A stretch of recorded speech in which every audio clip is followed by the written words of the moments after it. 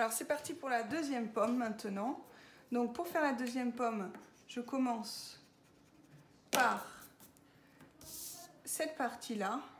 Il va faire comme une sorte de trou. Votre professeur d'art plastique est heureuse de vous offrir ce moment musical en attendant que ces chères têtes blondes cessent de se disputer. Je vous souhaite une bonne continuation. La tige, vous voyez qu'elle dépasse un peu de la pomme.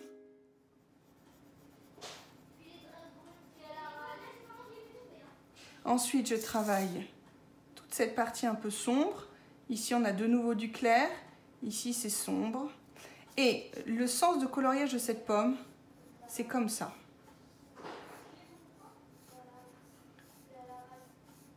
Je mettrai en photo le sens de coloriage des pommes sur École Directe. Donc, ça veut dire quoi? Ça veut dire que d'abord, ici, c'est très sombre. Donc, je colorie sombre ici, dans ce sens.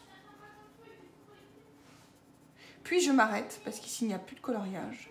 Et je reprends ici. Je reprends ici dans ce sens.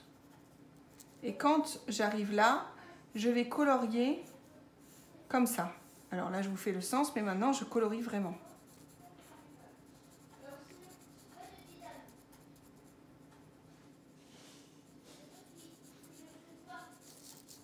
Il faut toujours garder son modèle avec soi.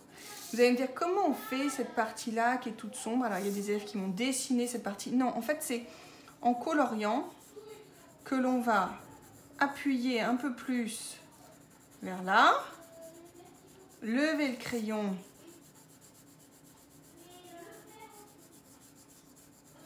pour créer le dégradé.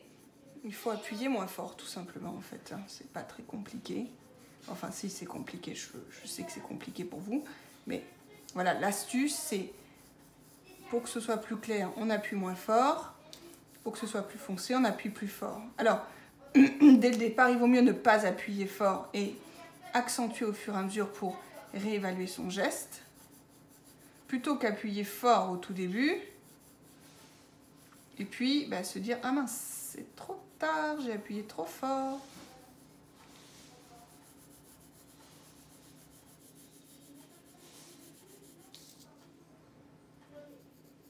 Vous voyez, c'est le mouvement de la main, le mouvement du geste, qui donne l'arrondi et qui donne le volume. Si vous coloriez comme ça, ça va être tout plat.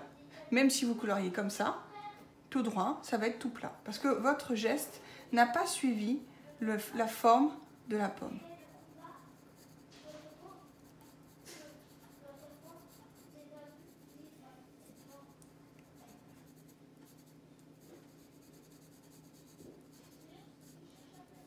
Je vais estomper, je vais voir ce que ça donne. Il faut que je fasse quelques petites taches.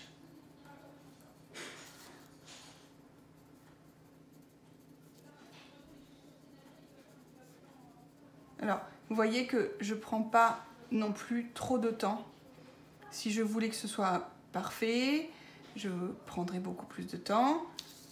Je vous fais une démonstration rapide, aussi rapide que je le peux, pour qu'il y ait quand même un résultat.